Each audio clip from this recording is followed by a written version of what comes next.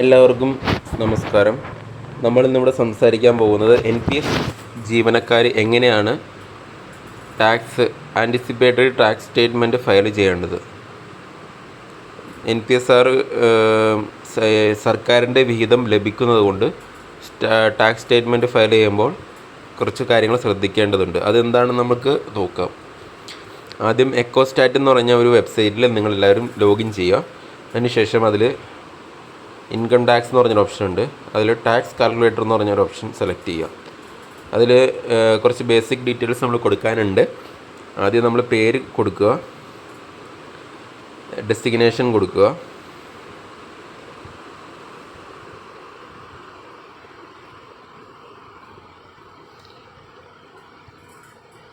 ശേഷം pan number കൊടുക്കുക,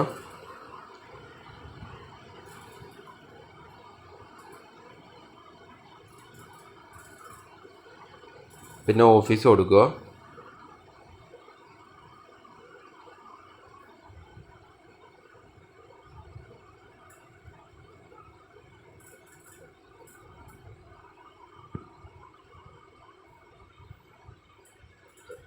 പിന്നെ അടുത്ത ഓപ്ഷൻ സെലക്ട് ദ കാറ്റഗറി. അതിൽ ഇൻഡിവിജ്വൽ എന്ന് പറഞ്ഞ ഓപ്ഷനാണ് നമ്മൾ സെലക്ട് ചെയ്യേണ്ടത്.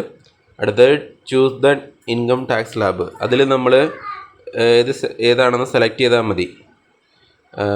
അതിൽ ന്യൂ റെജിമേ ഉണ്ട്, ഓൾഡ് റെജിമേ ഉണ്ട്. ഏതായാലും കുഴപ്പമില്ല, നിങ്ങളുടെ ഇഷ്ടത്തിന് ഉള്ളത് സെലക്ട് ചെയ്യാം. ഏത് സെലക്ട് ചെയ്താലും അവസാനം നമുക്ക് ഏത് റെജിമേയിൽ വേണമെന്ന് ചൂസ് ചെയ്യാനുള്ള ഓപ്ഷൻ ഈ ആപ്ലിക്കേഷൻ നമുക്ക് തരും. അതുകൊണ്ട് ഇപ്പോൾ ഏതിലിട്ട് ചെയ്താലും കുഴപ്പമില്ല. അപ്പം ഞാനിവിടെ ഒരു ഉദാഹരണത്തിനായിട്ട് ന്യൂ റെജിമേ എടുത്തു. അതിനുശേഷം നമ്മൾ ഇൻകം ഡീറ്റെയിൽസ് കൊടുക്കണം. ഇൻകം ഡീറ്റെയിൽസ് ഞാൻ ഇവിടെ നിങ്ങൾക്ക് കാണിച്ചു തരാൻ വേണ്ടിയിട്ട് ഒരു ഉദാഹരണത്തിന് വേണ്ടിയിട്ട് 40,000 രൂപ ബേസിക് പേയും 5,000 രൂപ DAയും 3,000 രൂപ HR എന്നുള്ള ഒരു കണക്കിലാണ് കൂട്ടുകയാണ്. ഇത് ഇങ്ങനൊരു ബേസിക് പേയോ അല്ലെങ്കിൽ DAയോ നിലവിലില്ല. പക്ഷേ ഞാൻ നിങ്ങൾക്ക് പെട്ടെന്ന് മനസ്സിലാകാൻ വേണ്ടിയിട്ട് ഒരു റൗണ്ട് ഫിഗർ കാണിക്കുന്നേ ഉള്ളൂ. അപ്പോൾ അതുകൊണ്ട് നമുക്ക് അതിൽ എത്രയാണ് വരുന്നത് നമുക്ക് നോക്കാം. ഇപ്പോൾ ഇയാളുടെ ബേസിക് പേ 40,000 രൂപ, 5,000 രൂപ DA, 3,000 രൂപ HR പ്ലസ് ഇയാൾക്ക് വേണ്ടി സർക്കാർ NPS ഫണ്ടിൽ അടയ്ക്കുന്ന തുക എന്ന് പറയുന്നത് 40,000 പ്ലസ് 5,000, അതിൻ്റെ 10% എന്ന് പറഞ്ഞാൽ 4,500 രൂപ. അങ്ങനെ മൊത്തം 52,500 രൂപയാണ് ഇയാൾക്ക് കിട്ടുന്ന ഗ്രോസ് സാലറി. അത് നമ്മളിവിടെ കൊടുക്കണം. മാർച്ച് 2025 മുതൽ ഫെബ്രുവരി 2026 വരെയുള്ള ഡീറ്റെയിൽസാണ് നമ്മൾ കൊടുക്കേണ്ടത്. ഫെബ്രുവരി മാസത്തിൽ നമ്മൾ കൊടുക്കണം. പക്ഷേ ഫെബ്രുവരി 2026 ശമ്പളം നമുക്ക് ക്രെഡിറ്റ് ആയിട്ട് ഉണ്ടാവില്ല. അത് നമ്മൾ മുൻകൂട്ടി ഇത്ര രൂപ വരുമെന്ന് കണക്കാക്കിയിട്ട് ഫയൽ ചെയ്യണം. അപ്പോൾ 2025 ഇപ്പോൾ ഇയാൾക്ക് ഇൻക്രിമെൻ്റ് ഡേറ്റ് വരുന്നത് ഡിസംബർ ആണെന്ന് നമുക്ക് കണക്ക് കൂട്ടാം. അപ്പോൾ അതുവരെ 52,500 തന്നെയാണ് അയാൾ മാസം വാങ്ങുന്നത്. അതായത് NPS വീതം ഇവിടെ പ്രത്യേകം ശ്രദ്ധിക്കേണ്ട കേസ്, NPSൽ നമുക്ക് വേണ്ടി സർക്കാർ അടയ്ക്കുന്നത് നമ്മുടെ വരുമാനമാണ്. അത് നമ്മൾ കൃത്യമായിട്ട് ടാക്സിൽ കാണിക്കണം. അത് എല്ലാവർക്കും അറിയണമെന്നില്ല. അങ്ങനെ നവംബർ വരെ അയാളുടെ ശമ്പളം 52,500 തന്നെയാണ്. ഡിസംബർ ആയപ്പോൾ അയാൾക്ക് ഒരു 1,000 രൂപ ഇൻക്രിമെൻറ്റ് കിട്ടിയെന്നങ്ങ് വിചാരിക്കുക. അപ്പോൾ 53,500 രൂപയായി. അയാളുടെ ശമ്പളവും DAയും HR-യും NPSൻ്റെ സർക്കാരിൻ്റെ വീതം അടക്കം അയാൾക്ക് ഗ്രോസ് സാലറി ഇത്രയാണ്. എന്നിട്ട് അവിടെ സാലറി ഡീറ്റെയിൽസ് നമ്മൾ കൊടുത്തതിന് ശേഷം പിന്നെ അരിയർ ഡീറ്റെയിൽസ് കൊടുക്കാനുള്ള ഒരു കോളാണ് വരുന്നത്. അതിൽ DA അരിയർ ആ വർഷം കിട്ടിയിട്ടുണ്ടെങ്കിൽ അത് കൊടുക്കാം. പേ റിവിഷൻ അരിയർ കിട്ടിയിട്ടുണ്ടെങ്കിൽ അതും കൊടുക്കാം. ലീവ് സറണ്ടർ ചെയ്തിട്ടുണ്ടെങ്കിൽ അതിൻ്റെ ഡീറ്റെയിൽസ് കൊടുക്കാം. പിന്നെ ഫെസ്റ്റിവൽ അലവൻസ് നമുക്ക് എല്ലാവർക്കും 2,750 തന്നെ ആയിരിക്കും ഭൂരിഭാഗം പേർക്കും. 4,000 കിട്ടിയവർ 4,000 തന്നെ കൊടുക്കണം. ഇപ്പം നമുക്ക് 2,750 കിട്ടിയെന്ന് വിചാരിക്കുക, 2,750 കൊടുക്കുക. പിന്നെ വേറെ എന്തെങ്കിലും സാലറി ഇൻകം ഉണ്ടെങ്കിൽ അതും നമുക്കിവിടെ ചേർക്കാം. ബിസിനസ്സിൽ നിന്നുള്ള വരുമാനം, capital gain, stock market, mutual ഫണ്ടിൽ നിന്നുള്ള വരുമാനം, അല്ലെങ്കിൽ മറ്റെന്തെങ്കിലും സോഴ്സിലൂടെയുള്ള വരുമാനം ഉണ്ടെങ്കിൽ അതും നമുക്കിവിടെ കൊടുക്കാനുള്ള ഓപ്ഷൻ ഉണ്ട്. അടുത്തത് deduct HR if you are paying rent. ഇപ്പോൾ റെൻറ്റിൻ്റെ ഡീറ്റെയിൽസ് നമുക്ക് ഒരു മാസം 3,000 രൂപയാണ് HR കിട്ടുന്നത്. അത് 12 മാസം കൂട്ടിയാൽ 36,000 രൂപ. അത് നമുക്കിവിടെ കൊടുക്കാം. 36,000 രൂപ നമ്മൾ കൊടുക്കുന്നുണ്ടെന്ന് കൊടുക്കാം. 36,000 രൂപ HR നമുക്ക് ലഭിക്കുന്നുണ്ട്.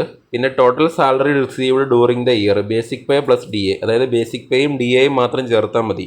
ഇവിടെ നമ്മുടെ ആൾക്ക് 40,000 രൂപ ഇൻറ്റു 40,000 പ്ലസ് 5,000, 45,000 ഒരു മാസം ബേസിക് പേയും DAയും കിട്ടുന്നത്.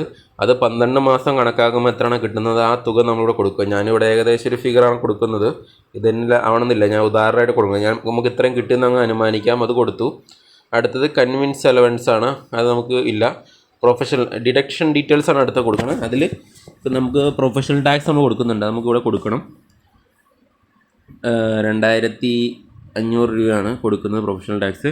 പിന്നെ ഹൗസിംഗ് ലോൺ ഇൻട്രസ്റ്റ് അടയ്ക്കുന്നവരുണ്ടെങ്കിൽ അത് ഇവിടെ കൊടുക്കാം.